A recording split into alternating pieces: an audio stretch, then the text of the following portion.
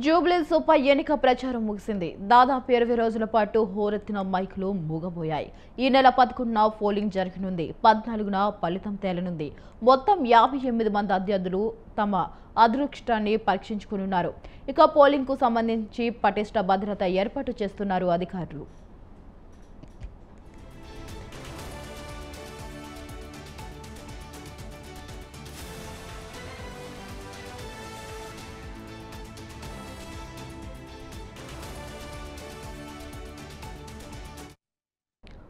జూబ్లీహిల్స్ ఉప ఎన్నిక పోలింగ్ కు అన్ని ఏర్పాట్లు చేసినట్లు జిల్లా ఎన్నికల అధికారి అర్వి కర్ణన్ తెలిపారు.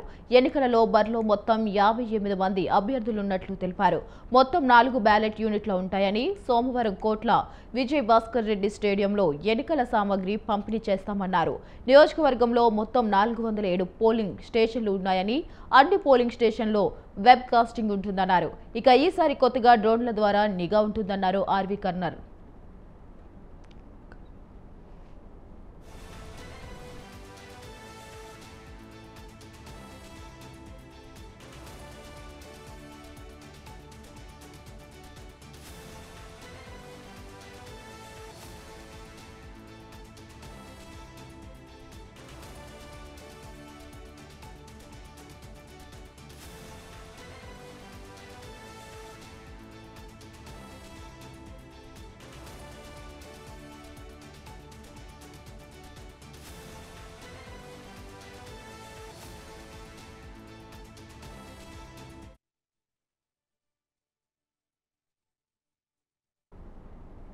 జూబ్లీహిల్స్ ఉప ఎన్నిక ప్రచారం ముగిసింది. దాదాపు 20 రోజుల పాటు హోరెత్తిన మైకులు మూగబోయాయి. ఈ నెల 11న పోలింగ్ జరగనుండగా 14న ఫలితం అయితే తేలనుంది.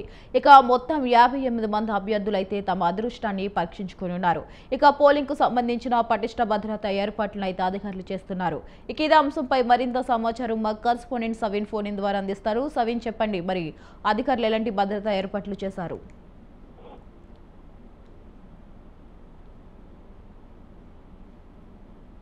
జూబ్లీహిల్స్ ఉప ఎన్నిక ప్రచారం కొద్దిసేపు క్రితం వచ్చింది. ముఖ్యంగా జూబ్లీహిల్స్ ఎన్నికల షెడ్యూల్ విడుదలైనప్పటి నుంచి, అంతకు ముందు నుంచే ప్రచారం జరిగినప్పటికీ జూబ్లీహిల్స్ ఉప ఎన్నికల షెడ్యూల్ విడుదలైన తర్వాత దాదాపు 20 రోజుల పాటు అన్ని పార్టీలు ప్రచారాన్ని కొనసాగించాయి. ముఖ్యంగా కాంగ్రెస్, బీఆర్ఎస్, బీజేపీ ఈ 3 పార్టీల అభ్యర్థుల తరఫున అగ్రనేతలంతా ప్రచారం చేశారు. ఓవరాల్ గా జూబ్లీహిల్స్ నియోజకవర్గంలో మొత్తం 4 లక్షలకు పైగా ఓట్లున్నాయి. దీనికి సంబంధించి ఈ నెల 11వ తేదీన ఉదయం 7 గంటల నుంచి సాయంత్రం 6 గంటల వరకు పోలింగ్ జరగబోతోంది. జూబ్లీహిల్స్ ఉప ఎన్నికలను దృష్టిలో పెట్టుకుని పటిష్ట బందోబస్తును ఇప్పటికే ఎన్నికల సంఘం ఏర్పాట్లు చేస్తోంది. జూబ్లీహిల్స్ ఉప ఎన్నికతో పాటు ఈ నెల 11వ తేదీన దేశంలో పలు ప్రాంతాల్లో ఉప ఎన్నికలతో పాటు బీహార్ అసెంబ్లీ 2వ దశ 122 అసెంబ్లీ స్థానాలకు గాను బీహార్ అసెంబ్లీకి 2వ దశ పోలింగ్ కూడా జరగబోతోంది. నవంబర్ 14వ తేదీన ఫలితాలు రాబోతున్నాయి. ఓవరాల్ గా చూసుకుంటే జూబ్లీహిల్స్ ఉప ఎన్నికలకు సంబంధించి సిట్టింగ్ ఎమ్మెల్యేగా ఉన్నటువంటి మాగంటి గోపీనాథ్ ఆకస్మిక మరణంతో జూబ్లీహిల్స్ కు ఉప ఎన్నిక అనివార్యమైంది. దీంతో బీఆర్ఎస్ పార్టీ తరఫున మాగంటి గోపీనాథ్ సతీమణి మాగంటి సునీత అభ్యర్థిగా బీఆర్ఎస్ అధిష్టానం నిలబెట్టింది. అదేవిధంగా కాంగ్రెస్ పార్టీ నుంచి నవీన్ యాదవ్, బీజేపీ నుంచి లంకల దీపక్ రెడ్డి ఈ 3 ప్రధాన పార్టీల నుంచి అభ్యర్థులుగా పోటీ చేశారు. మొత్తానికైతే బీఆర్ఎస్ ఇప్పటికే జూబ్లీహిల్స్ నియోజకవర్గంలో ఎన్నికల షెడ్యూల్ రాకముందే ప్రచారాన్ని మొదలుపెట్టింది. మాగంటి గోపీనాథ్ సంబంధించి డివిజన్ల వారీగా సంతాప సభలు నిర్వహించింది. అదేవిధంగా రాష్ట్రంలో ప్రధానంగా సమస్య ఉన్నటువంటి హైదరాబాద్ నగరంలో కావచ్చు, రాష్ట్రంలో ప్రధానంగా ఉన్నటువంటి సమస్యలను హైలైట్ చేసి ప్రజల దృష్టిని ఆకర్షించే విధంగా బీఆర్ఎస్ పార్టీ ప్రయత్నాలు చేసింది. అందులో భాగంగానే ఆర్టీసీ బస్ భవన్ ముట్టడిని బీఆర్ఎస్ పార్టీ ఆధ్వర్యంలో చేశారు. ఆటో కార్మికుల వద్దకు వెళ్లారు. అదేవిధంగా హైడ్రా మూసి బాధితుల కుటుంబాలకు వెళ్లి దీపావళి పండుగను కేటీఆర్, హరీష్ రావు జరుపుకున్నారు. అదేవిధంగా కాంగ్రెస్ పార్టీ ఇచ్చినటువంటి 6 గ్యారంటీల హామీ కార్డును, అంటే బాకీ కార్డు రూపంలో వాటిని విడుదల చేసి తెలంగాణ భవన్ లో రిలీజ్ చేసి జూబ్లీహిల్స్ నియోజకవర్గంలో ప్రతి ఓటరుకు ప్రతి ఇంటికి పంచే విధంగా బీఆర్ఎస్ పార్టీ ఏర్పాట్లు చేసింది. ముఖ్యంగా అన్ని సామాజిక వర్గాల నేతలతో ఆత్మీయ సమావేశాలు నిర్వహించుకోవడంతో పాటు ఆయా సామాజిక వర్గాలకు సంబంధించినటువంటి నేతలు, కార్యకర్తలను బీఆర్ఎస్ పార్టీలో చేర్చుకున్నారు. నిరుద్యోగ బాకీ కార్డును రిలీజ్ చేసి నిరుద్యోగులతో సభ ఏర్పాటు చేపించారు. అదేవిధంగా హైదరాబాద్ తో ఎగ్జిబిషన్ ఏర్పాటు చేశారు. బస్తీ దవాఖానాలను హరీష్ రావు, కేటీఆర్ సందర్శించారు. అదేవిధంగా జూబ్లీహిల్స్ నియోజకవర్గానికి సంబంధించి ఉప ఎన్నికల్లో అనుసరించాల్సిన వ్యూహంపై కేసీఆర్ బీఆర్ఎస్ పార్టీ డివిజన్ ఇన్ఛార్జీలు, క్లస్టర్ ఇన్ఛార్జీలు, బూత్ ఇన్ఛార్జీలకు దిశానిర్దేశం చేశారు. జూబ్లీహిల్స్ నియోజకవర్గానికి సంబంధించి దాదాపు 3,300 కోట్లకు సంబంధించి జూబ్లీహిల్స్ డెవలప్మెంట్ కార్డు బీఆర్ఎస్ అధికారంలో ఉన్నప్పుడు చేసినటువంటి అభివృద్ధికి సంబంధించినటువంటి డెవలప్మెంట్ కార్డును కూడా కేటీఆర్ విడుదల చేసిన పరిస్థితి మనకు కనపడింది. ఇక అపార్ట్మెంట్ అసోసియేషన్లతో కేటీఆర్ సమావేశమయ్యారు, ఆత్మీయ సమావేశాలు నిర్వహించారు. మొత్తానికి జూబ్లీహిల్స్ నియోజకవర్గానికి సంబంధించి ఇప్పటి వరకు బీఆర్ఎస్ పార్టీ కాంగ్రెస్ పార్టీ పైన 14 ఫిర్యాదులు చేసింది. ఓవరాల్ గా బీఆర్ఎస్ పార్టీ తరఫున కేటీఆర్ విస్తృతంగా ప్రచారం చేశారు, రోడ్ షోలు నిర్వహించారు. అదేవిధంగా బీఆర్ఎస్ సంబంధించిన మాజీ మంత్రి కీలక నేత హరీష్ రావు సైతం కార్నర్ మీటింగ్ లో పాల్గొన్నారు. జూబ్లీహిల్స్ నియోజకవర్గంలో బైక్ ర్యాలీ చేశారు, బాకీ కార్డులు పంచారు. ఇక కాంగ్రెస్ పార్టీ తరఫున నవీన్ యాదవ్ అభ్యర్థిగా ఉన్నారు. జూబ్లీహిల్స్ నియోజకవర్గంలో 2014లో ఎంఐఎం నుంచి పోటీ చేసి 2వ స్థానంలో నిలిచారు. 2018లో ఇండిపెండెంట్ గా పోటీ చేశారు.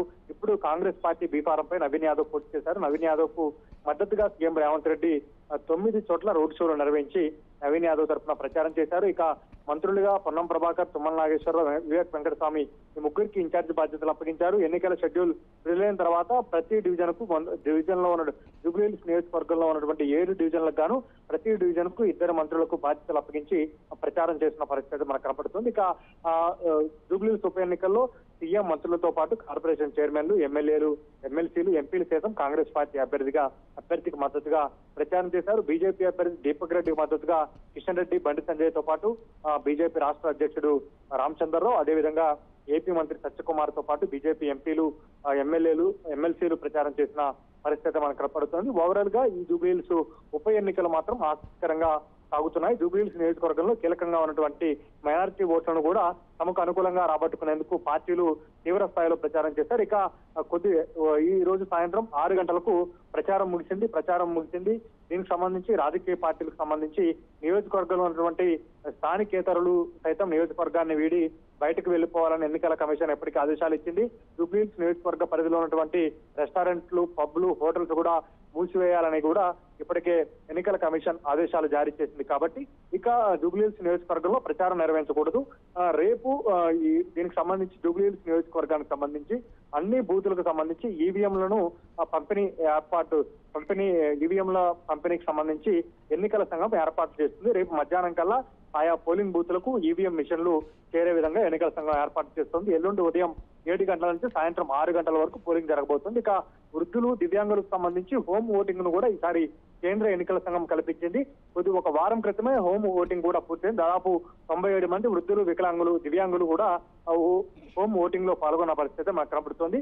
ఓవరాల్ గా 44 లక్షల ఓట్లు ఉన్నప్పటికీ జూబ్లీహిల్స్ నియోజకవర్గంలో గత 2009, 14, 18, 23 ఈ 3-4 ఎన్నికల సందర్భాల్లో చూసుకుంటే పోలింగ్ శాతం చాలా తక్కువగా నమోదవుతూ వస్తోంది.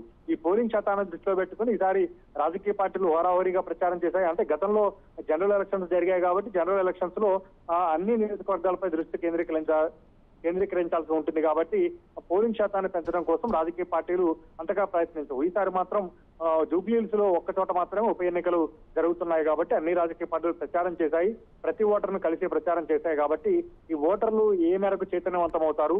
అయితే జూబ్లీహిల్స్ నియోజకవర్గంలో ముఖ్యంగా బస్తీలు ఎక్కువగా ఉన్నాయి, మధ్యతరగతి ప్రజలు, పేద ప్రజలు ఎక్కువగా ఉన్నారు. కాబట్టి ఓటింగ్ శాతం ఏ విధంగా ఎంత మేరకు నమోదవుతుంది, ఒకవేళ ఓటింగ్ శాతం పెరిగితే ఎవరికి అనుకూలంగా మారుతుంది, ఎవరికి ప్రతికూలంగా మారుతుంది అనేది కూడా ఇక్కడ ప్రధాన అంశంగా మారింది. ఒకటి, జూబ్లీహిల్స్ నియోజకవర్గం ఉప ఎన్నికలకు సంబంధించి అన్ని రాజకీయ పార్టీల ప్రధాన పార్టీల అభ్యర్థుల ప్రచారం ముగిసింది. మరోవైపు పోలింగ్ శాతం పెరిగే విధంగా ఎన్నికల సంఘం, అదేవిధంగా రాజకీయ పార్టీలు, అభ్యర్థులు ప్రయత్నాలు చేశారు. కాబట్టి పోలింగ్ శాతం ఏ మేరకు నమోదవుతుంది అనేది కూడా ఇక్కడ కీలక అంశంగా మారిందని చెప్పుకోవచ్చు.